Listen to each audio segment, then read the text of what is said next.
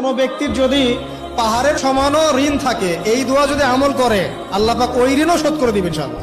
রিজিক তো বাড়বেই ইনশাআল্লাহ, আপনার যত ঋণ আছে ইনশাআল্লাহ আল্লাহ পাক শোধ করে দিবেন। আমার সাথে বলেন, দোয়াটা হচ্ছে আল্লাহুম্মা ইকফিনি বিহালালিকা আন হারামিকা ওয়া আগনিনি বিফদলিকা আম্মান সিওয়াকা।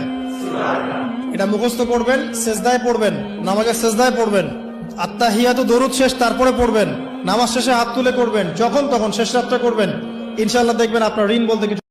কোনো ব্যক্তির যদি পাহাড়ের সমানও ঋণ থাকে, এই দোয়া যদি আমল করে আল্লাহ পাক ওই ঋণও শোধ করে দিবেন ইনশাআল্লাহ।